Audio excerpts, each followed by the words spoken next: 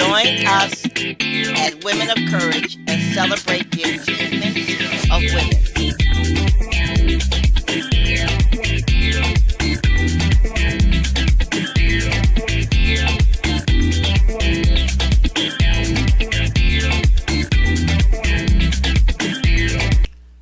The month of March is Women's History Month in the United States. During the month, the lives of women are extolled. Normally, I write a short essay on the lives of black women and discuss them on my show. This year, I am no longer enthusiastic. I am torn. I think my essays are being taken as entertainment. The experiences of these women are too valuable to be taken as entertainment. These women suffered and worked tirelessly to achieve success. I want my efforts to change lives. I want women to see, and I want men to see, possibilities. I want black girls and black women to say to themselves, I can do the same thing. I do not have to live the life I am living. I can change my life for the better. I want my essays to be instruments of change. But if the only time people read about the lives of black women is during the month of March, what does it matter? That is the same with breast cancer. Do women actually only pay attention to breast cancer during the month of October? I have a host of black women to discuss on my show. One in particular, and I truly do not want her life trivialized as entertainment. History has ignored her, the same as the women who helped Rosa Parks. This was a valiant woman. She fought in the trenches. It seems we tend to isolate certain people as heroes and everyone else fades into the obscurity. There were hundreds of women who supported Rosa Parks before she was even heard of. And there was a young woman who did the same thing and nobody remembers her name. There were hundreds of women on the front lines in Birmingham before Martin Luther King. The struggle in Birmingham was taken over by black men because they did not want it to seem that women were leading the struggle. When it became time for people to meet the dignitaries in Washington, D.C. after the march in Washington, black men excluded black women from these functions. Read your history. Black preachers grin and have women standing in the hot sun cooking chicken and ribs to sell to support the church. But when it comes to running of the church, they call on the deacons. Black women are then supposed to sit down and shut up. The woman I plan to write and talk about extensively is Fannie Lou Hamer of Mississippi. She fought a relentless battle against the hateful people of Mississippi so blacks could vote. I served 2 years in Mississippi. The racism there was virulent. I was in Mississippi when SNCC came to town. Fannie Lou Hamer was one of the many black women sterilized in Mississippi by white doctors in the state's denigrification plan. Remember, after the Civil War, Mississippi had one of the largest black populations in the country. So the black population in Mississippi needed to be reduced to allow the white man to maintain control. Imagine how she felt when she spoke of the children she was trying to pave the way for so they could vote. She would have no children of her own to benefit from her efforts. Yes, she knew Malcolm X, and yes, she knew Martin Luther King Jr., but most of all, she knew the people she were fighting for. You have to listen to her. I grew up around proud, uneducated black women like Fannie Lou Hamer. She knew how to clean an icebox. She knew how to shovel coal and start a fire in the winter. If you want to know something about a black woman, look at her hands. Watch her clean her house. Look under her bed, behind the kitchen stove and the toilet. Watch her fry chicken. Count the number of children she has and then look at their skin. Note the number of books in her home. Fannie Lou Hamer knew about boiling water to take a bath. She was one of 20 children. She wasn't ordered, yet she dropped out of school at the age of 12. She began working as a sharecropper with her parents at the age of 6. She continued sharecropping after her marriage to Perry Hamer in 1942. She had the courage to stand up in front of thousands to tell them what was on her mind, to instill hope in their hearts, and to sacrifice for them. She once said, "Until I am free, you are not free either." You have to listen to her. There's a harmony in her spirit. Yes, she was tough and fiery, but she had resolve that would be hers for the rest of her life. She knew she would die fighting. She knew she would never relent. What makes me so angry is that we lost this woman at the age of 59 to breast cancer, the #1 killer of black women, second to murder. During this show, I'm going to play certain speeches that Fannie Lou Hamer gave to the public. By the time I was 10 or 12, I just wished to God I was white, because they had food to eat, they didn't work, they had money, they had nice homes, and we would nearly freeze. We never did have food. We worked all the time and didn't have nothing.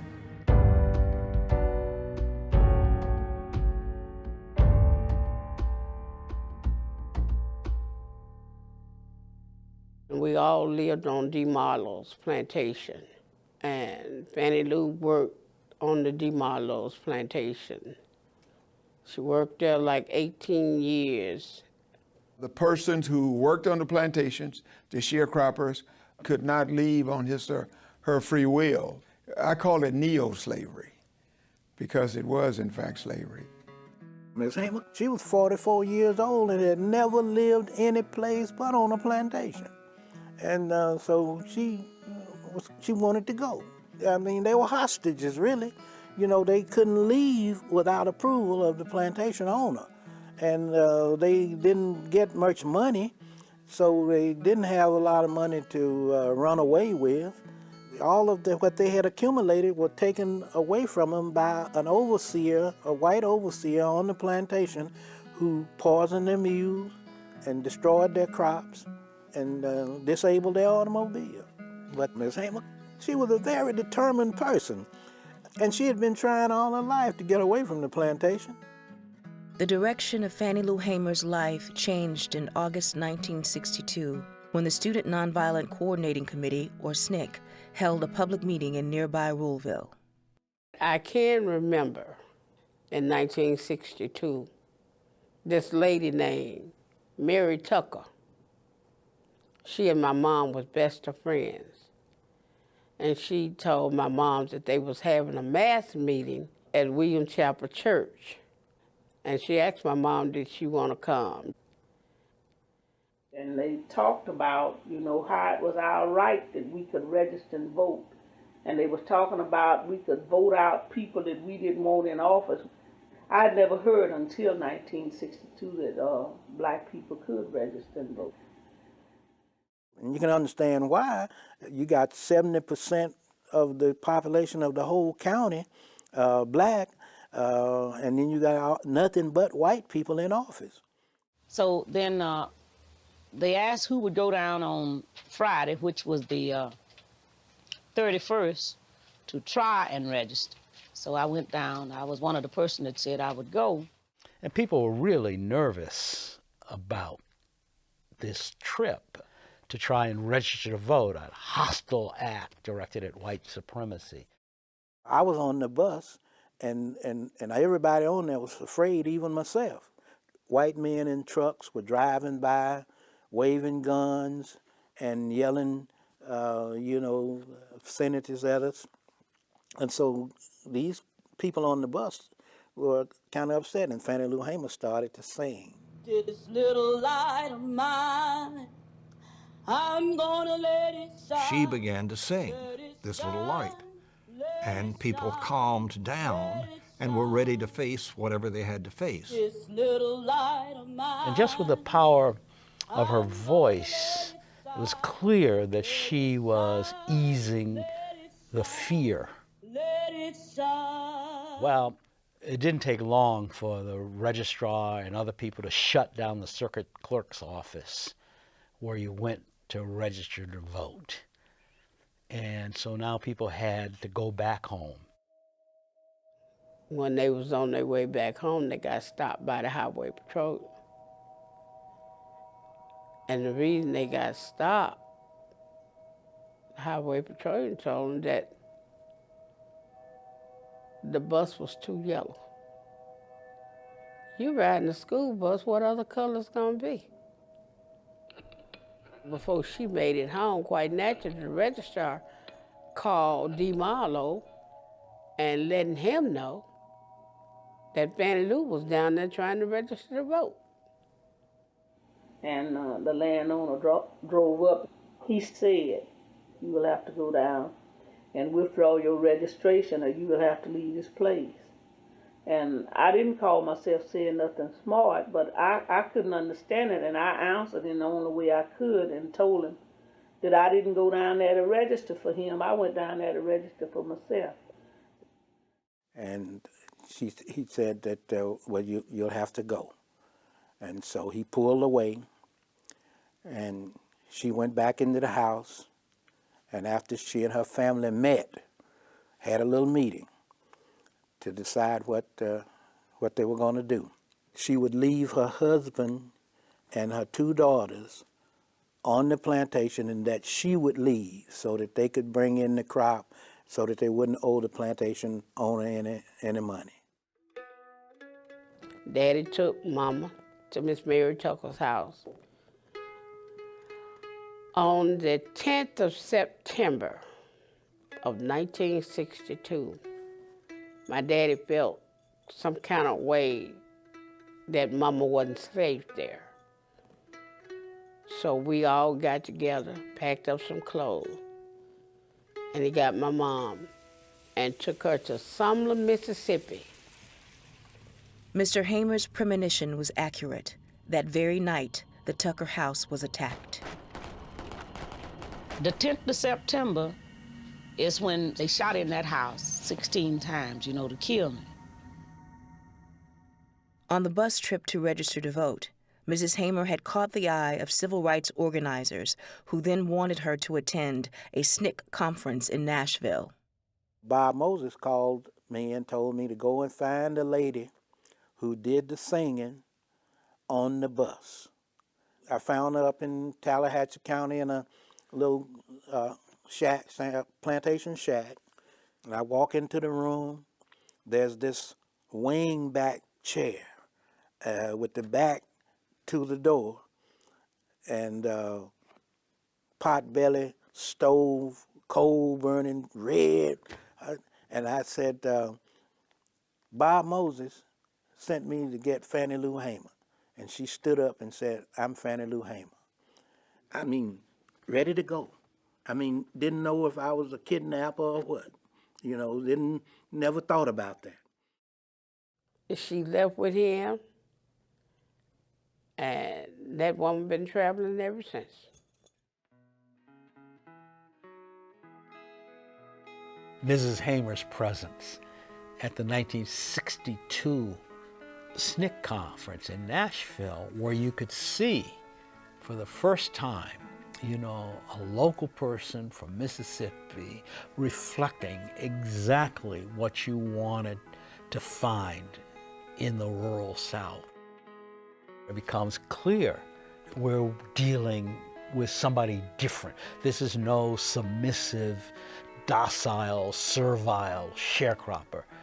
This is a woman of considerable strength. When she stepped forward, I don't think anyone at SNCC realized how strong she was, and she may not have realized how strong she was.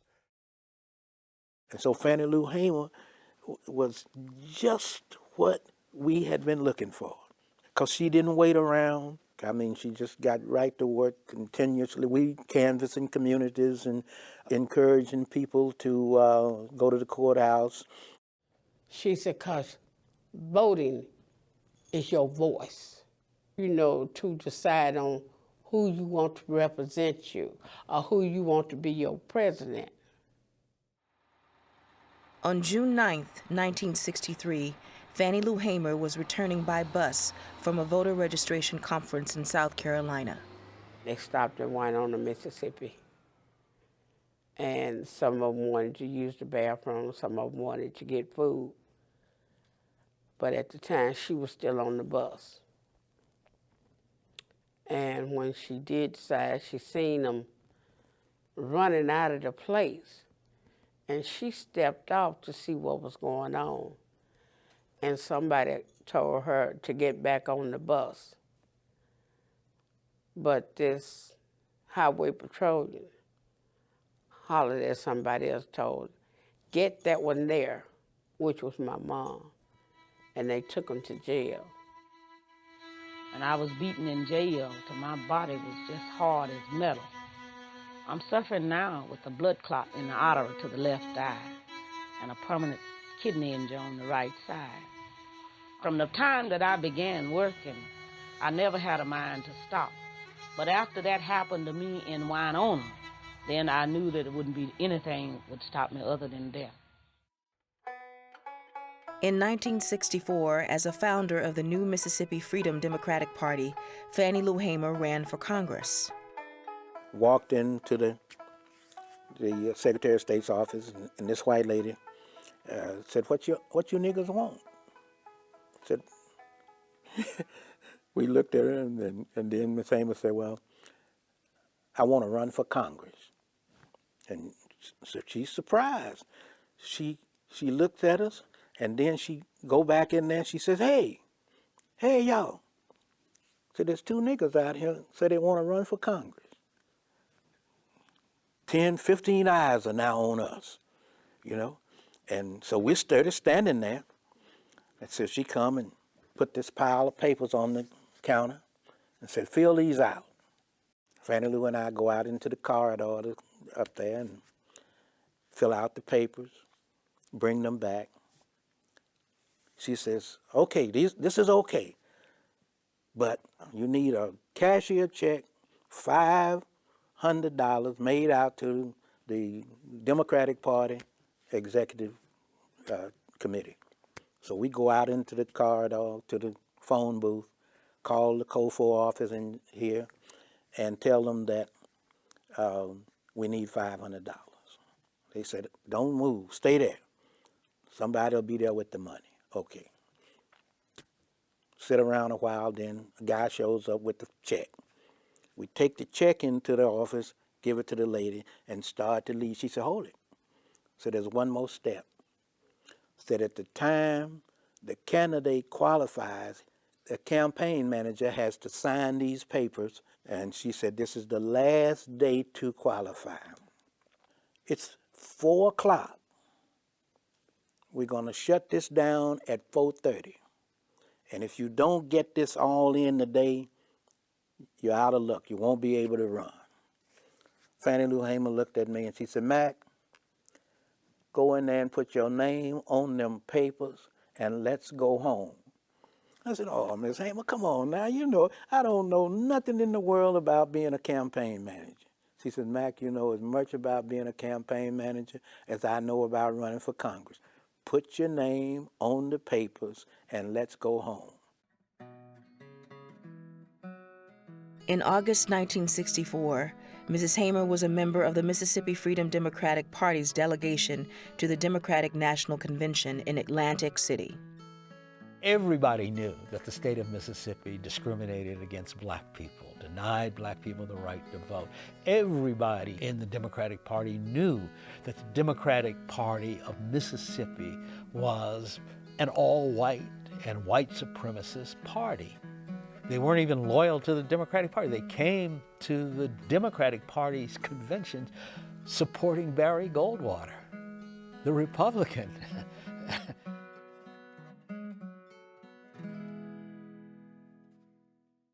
And they weren't registering really any black folks, really, because we were carrying hundreds of people. We carried over 1,000 people down there to make that application.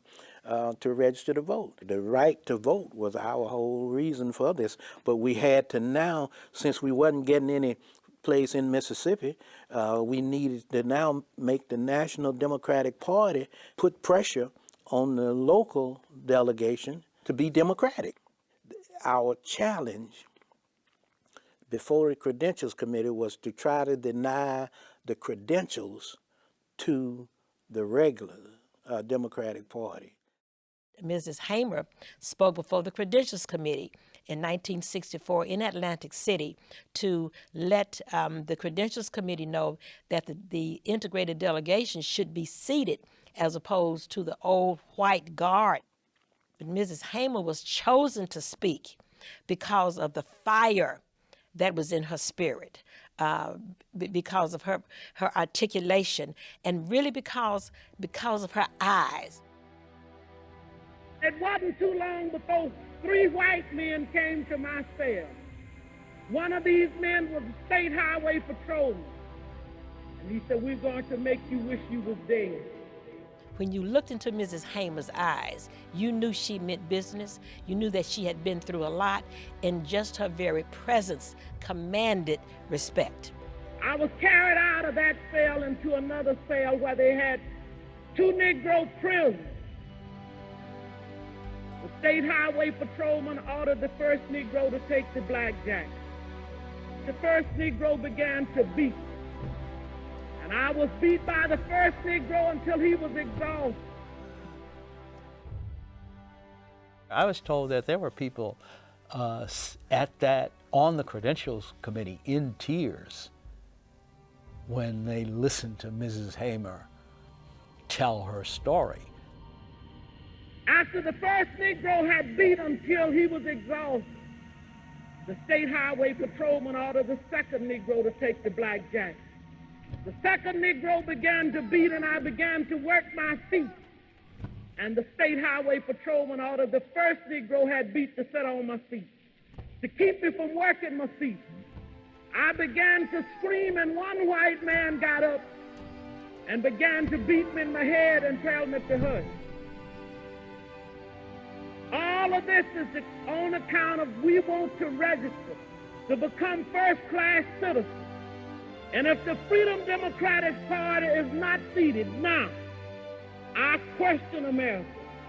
Is this America, the land of the free and the home of the brave, where we have to sleep with our telephones off of the hook because our lives be threatened daily because we want to live as decent human beings in America? Thank you.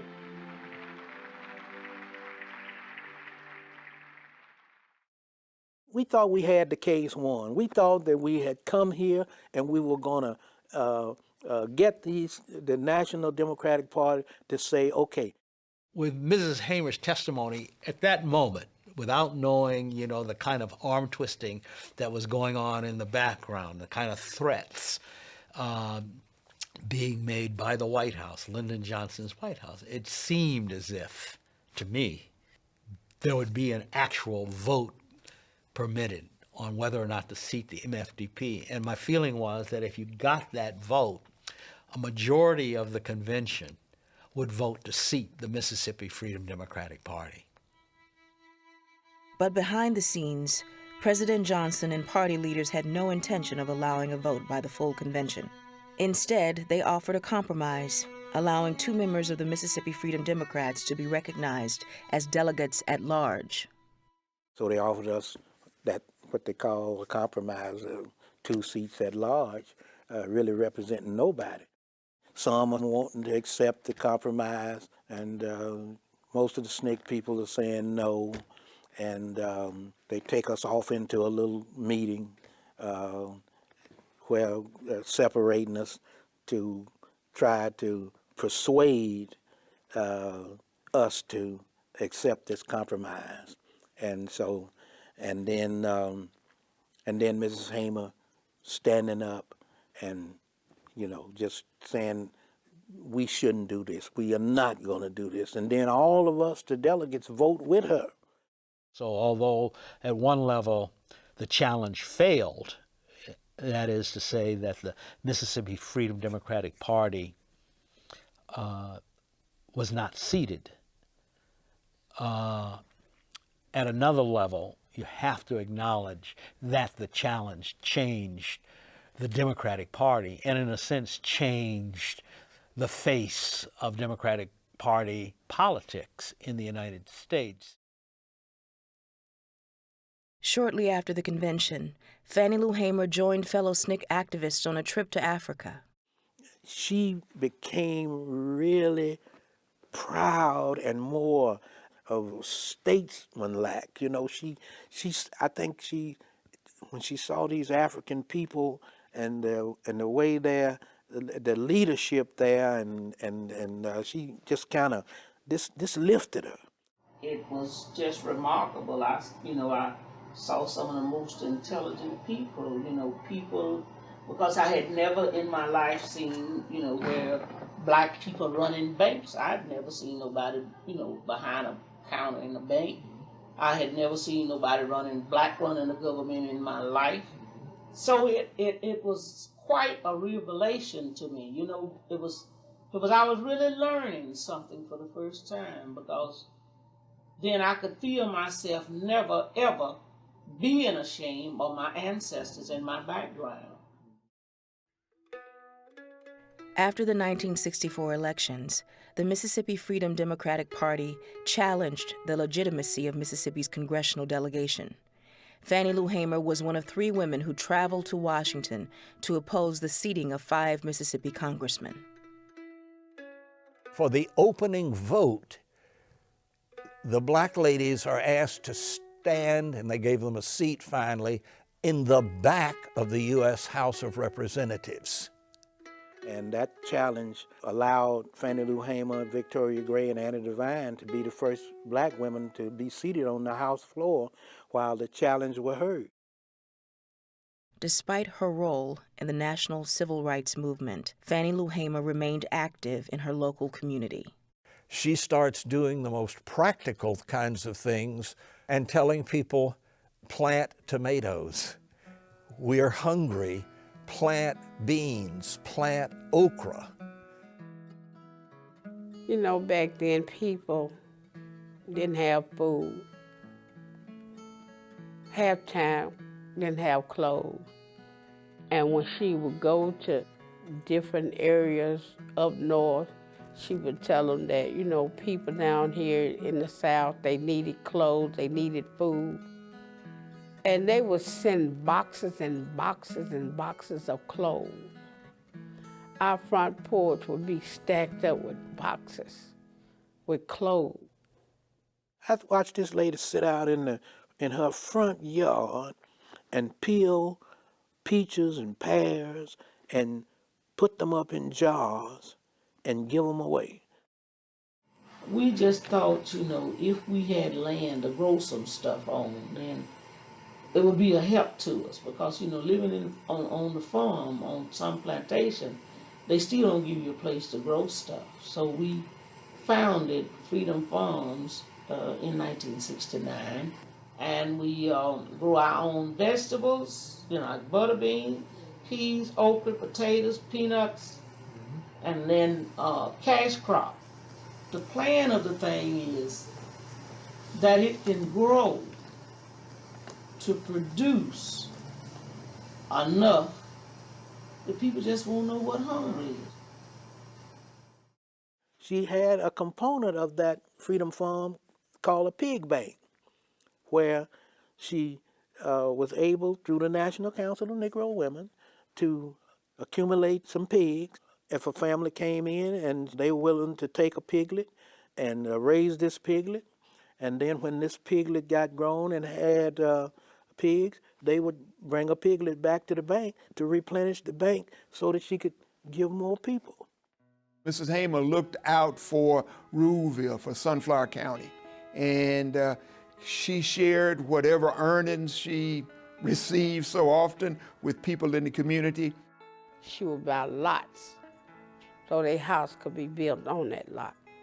She believed that a family ought to have a house, they ought to have education, and they ought to have food and a job. I couldn't just afford to sit down and not do nothing. And I know something out there is happening, and I know I can say something and say, this is not right, and I'm gonna get out here and we're gonna do something about it. Indigenous leadership, part of them. And you think about a person running for Congress sitting out in the yard shelling peas. She was able to encourage us to keep on moving. She was able to inspire and encourage us from her own physical pain. And she will go down in history as one of the greatest folk leaders that this country has ever produced. She was an awesome person. Whether she was cooking, whether she was singing, or whether she was trying to get somebody to go to the polls and register. But whatever she did her part. And I say this, she was an awesome woman. I loved her. I still love her. I miss her. Can't get no better than that. Fannie Lou Hamer died on March 14, 1977. She was 59 years old.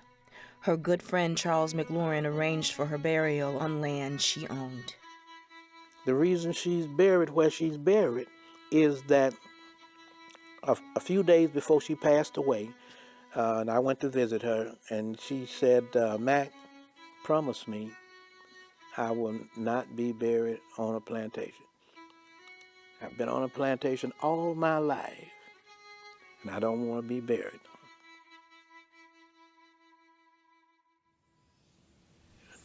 We have a commitment to keep her legacy alive.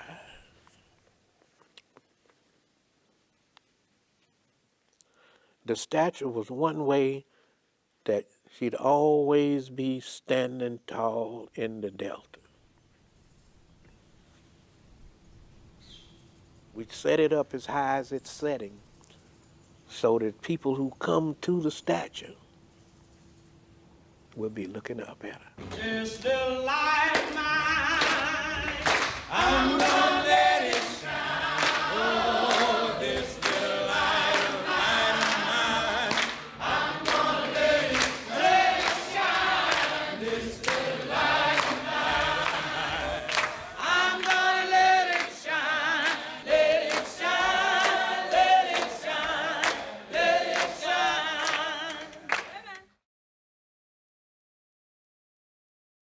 I am going to pause for a second to take a short break while you listen to information regarding willpower and encouragement. It is all a matter of learning new behaviors. And please remember, it is easier to build strong minds than to repair injured people. What I said is a modification of a quote by Frederick Douglass. He said, it is easier to build strong children than to repair broken men. Now for my break. Hello, this is Minister Gloria Lee from the Women of Courage Show. I want you to prepare to vote. That is correct. I want you to make up in your mind, come hell or high water, that you will vote in every election that is held in the state of Michigan, regardless of how long the voting lines are and regardless of the weather. Your vote is important. That is why you need to take some water with you and a small stool to sit on.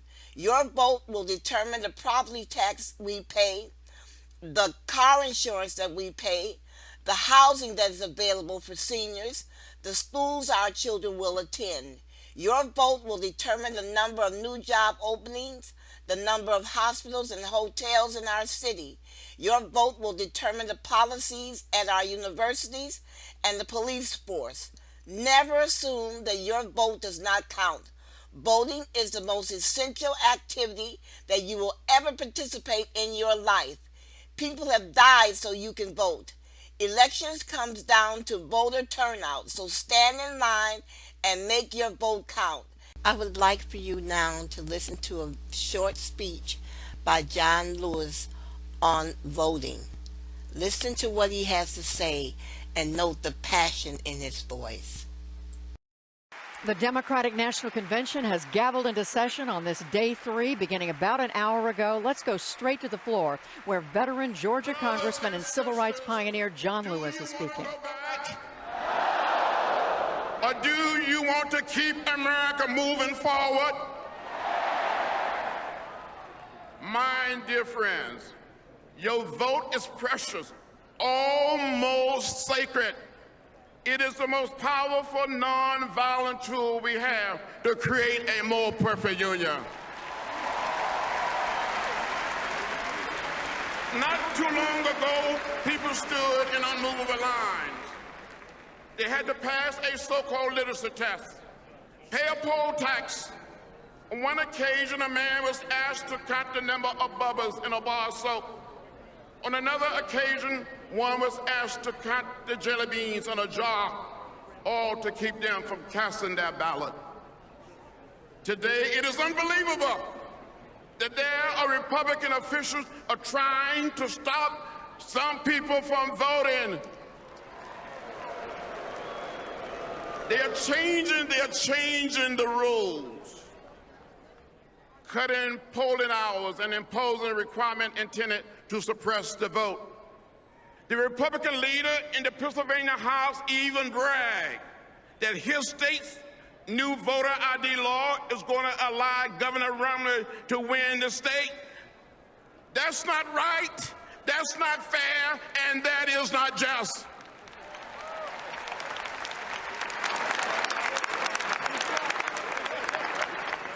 And similar efforts have been made in Texas, Ohio, Florida, Wisconsin, Arizona, Georgia, and South Carolina.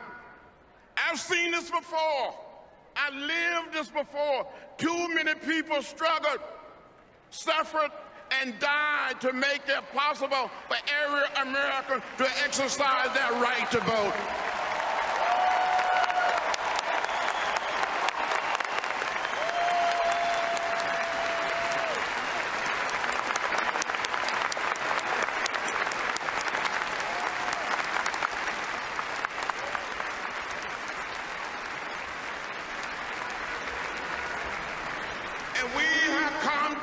Together to ever turn back. So Democrats, we must not be silent. We must stand up, and speak out.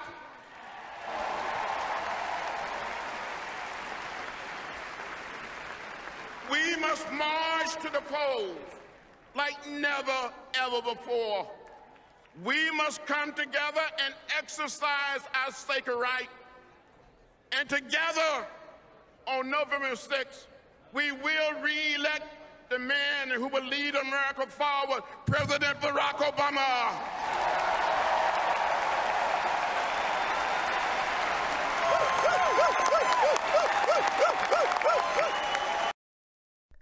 For the past 2 months, I have discussed breast cancer in Black women.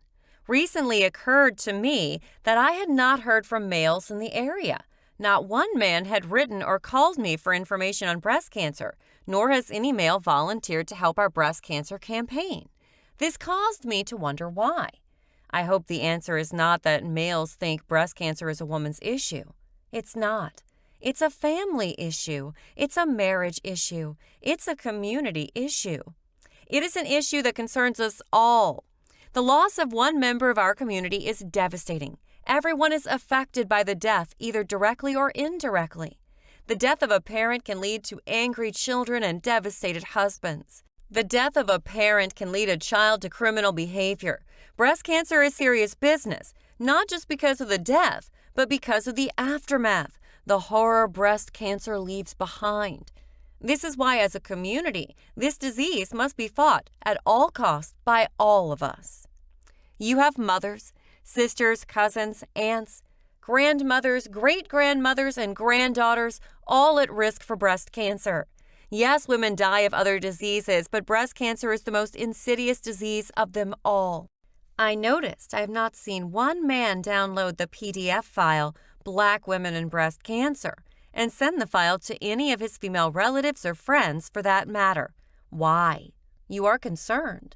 So I would like for you to participate with me. Go to https://nisv.info and download the PDF file Black Women and Breast Cancer and send it to 5 of your friends. Also, please sit down and read the booklet. It's filled with information. One of the most important things about the disease is that we understand it. By understanding the disease, we can ask more informed questions of our doctors. Do you know how many people die or are injured each year because they take medication improperly? There is a reason why pharmacists insist on putting warning in our medication. This is why it's important that you learn to read. Medication errors are a problem with people who cannot read and or are afraid to ask their doctor questions because they don't want to appear stupid. When you go in to see your doctor, it's not your job to try to impress him or her. You want their talents to impress you. So if you don't understand something, say so, and ask all the questions you need to feel comfortable taking your medicine or understanding your illness. The same with your pharmacist. Ask him or her questions until you feel comfortable taking your medication and you know how to take your medication properly. I received a medication in the mail. I did not know how to take it. I read the directions, but it was not clear to me how to take the medication properly. I was truly frustrated because I knew I was a competent reader.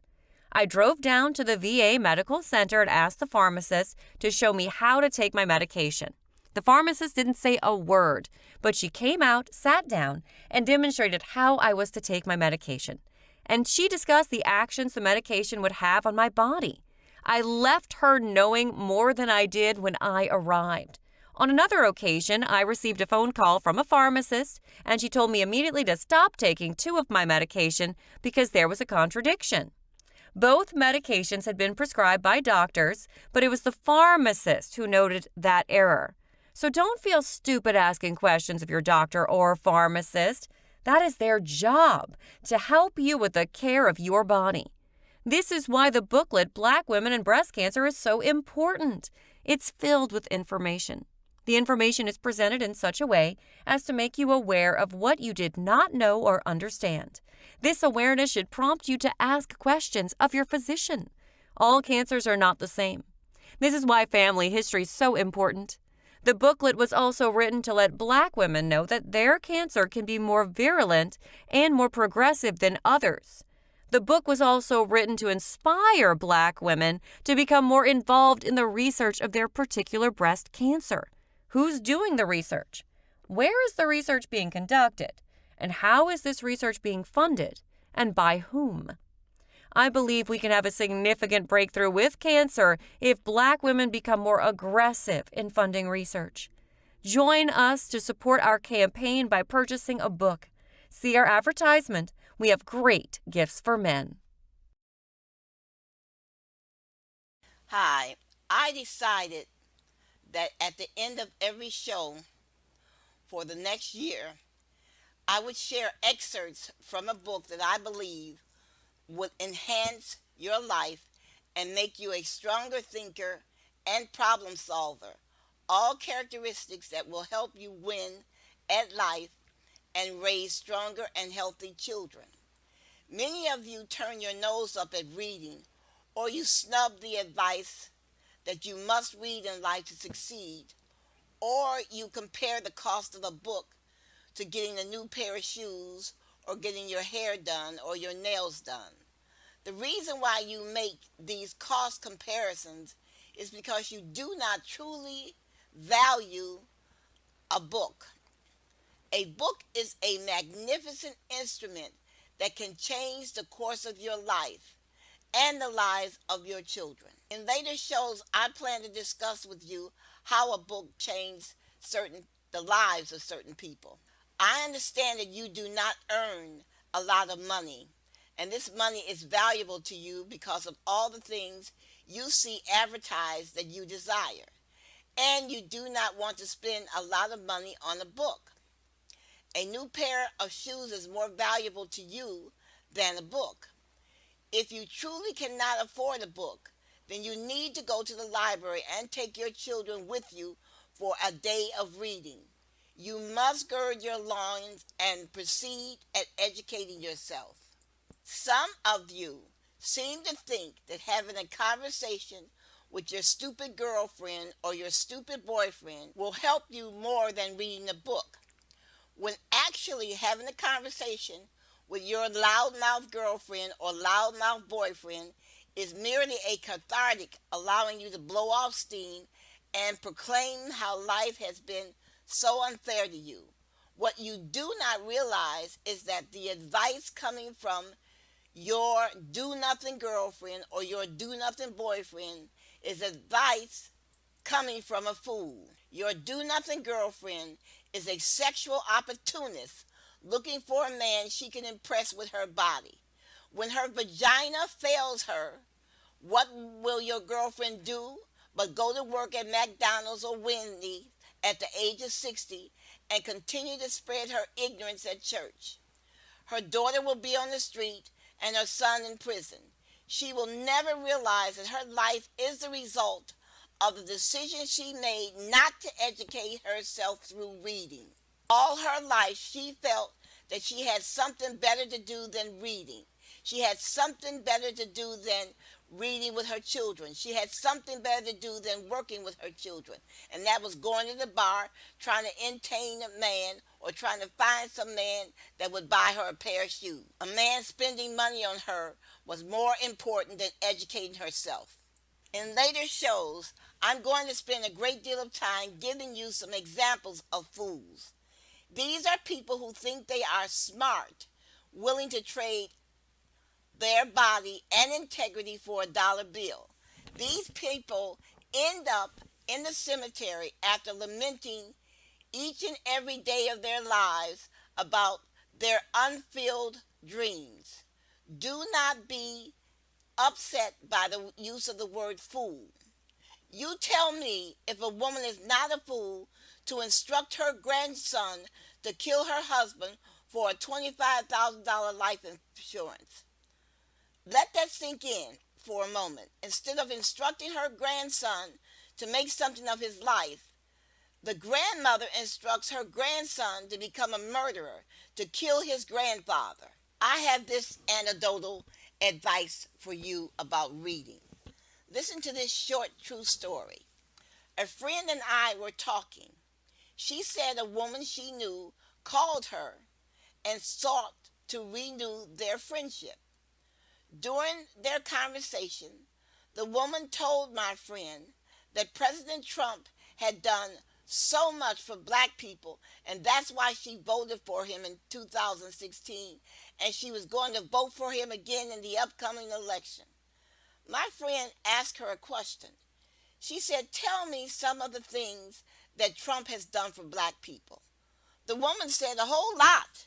My friend persisted and asked her to name one thing that Trump had done for black people. The woman could not. The woman kept using the phrase, "a whole lot of things." My friend said after a while she stopped talking.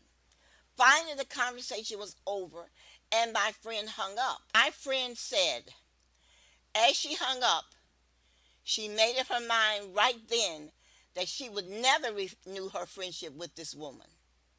Now ask yourself why. Why would she not renew her friendship with this woman? You can answer this question in 2 words. The woman was a poor thinker. She never investigated anything that was told to her. Whether you know it or not, a person who is a poor thinker, who does not examine his or her thinking, is a very dangerous person indeed. Think about it. Reasons to read You Are the Prophet of Your Life. 1. This book is not just for Christians. This book is good for people of all religions or even lacking religion. As said on the About page of the book, you don't have to believe in God to read scriptures. Reading the scriptures can help liberate you from negative thinking. In this book, we see how this is true and can learn to fight against this negative thinking ourselves. 2. This book is a great book for feminists. This book talks about the struggles of women put in hard situations. Although it is not recommended for survivors of violence, it is a great reminder of how the world can be to those of us who have been more privileged and lucky. This book shows us the lives of fellow women who've had it tough. It reminds us to be grateful for our fortune and reminds us how this world needs to change. Once we have that in our heads, all of us women can stand together and make the changes needed to better the lives of all women, hopefully forever. 3. This book helps us break away from negative thinking. Negative thinking is what keeps us away from our true potential. If we don't think we can do something, often we won't. The author of this book herself mentioned in her introduction that she almost didn't go through with writing the book because 3 men told her that no one would read it. If we instead believe in ourselves, we can reach our full potential. We can write that book or start that hobby. 4. This book reminds us to stick to our morals. No matter what you believe in something. Something or someone is right and the other is wrong. There are nuances, but you have created those nuances with your beliefs too. The author of this book is clear and strong beliefs and feelings when it comes to what one should and should not do. Even if we as readers do not agree with this, we can be inspired by her intensity. We can learn how to be as strong in our beliefs as well and stand up for the changes we want to happen. 5. This book helps us question the society we are a part of. This book points a critical finger and magnifying glass at our society. It shows us how men and women each fail in our lives and our society. We can see how the author is skeptical of our society, and we can become skeptical ourselves. This is not a bad thing. This keeps us from blindly following something that may or may not match our values and morals. 6. This book helps us take a deeper look into our emotions. You Are the Prophet of Your Life shows us how our emotions affect our actions and how these emotions can get in the way. If we are too loose with how we feel, we can make decisions we will later regret. However, if we are too strong, we can't let in love of anyone, including God. This book helps us check on our emotions by hearing the stories of others. 7. Reading itself is great. Reading is fun. It can also help us better our lives and increase our knowledge of many topics. 8. This book reminds us that we are to be judged by our actions and words. We are what we do and say. We are to be judged on that and not anything else. Just because we describe ourselves as a specific type of person like Christian or atheist, that doesn't make anyone better or worse than the other. The superiority comes from what you do with the life, time, and opportunities we are provided. 9. This book makes you feel. This book uses the second-person point of view of you. This keeps us in the headspace of those to who the author is writing. It makes you feel like the author is talking directly to you, reaching into your soul and letting you know right and wrong. 10. The book provides actual biblical quotes. Actual biblical quotes show you the more direct words of God, which can help religious individuals in their worship and personal relationship with God. It can also help us understand the reasoning behind the author's beliefs and gives her some more authority on each topic. As well, even if you are not religious, you can recognize the historical significance of the text and understand that they are coming from a place of hoping for a more moral world.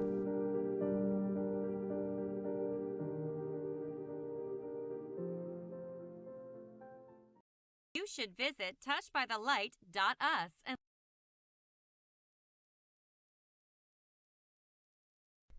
one moment in time can change everything in your life.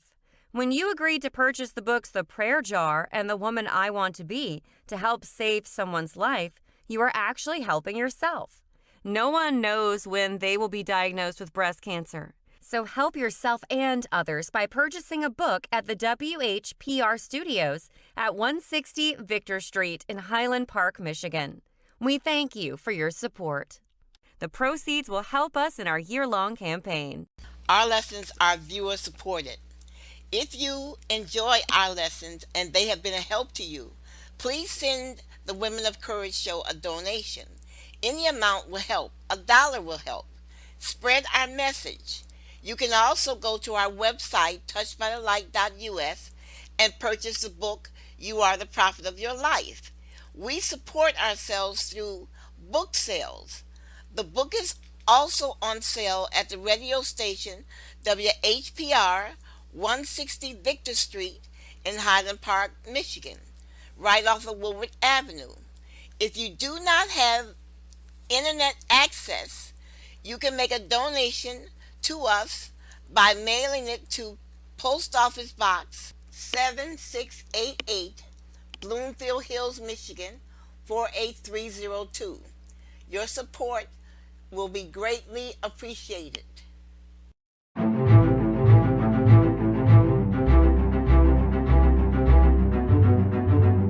Hi there. Are you confused about the situation of life? Or are you discouraged about your present situation?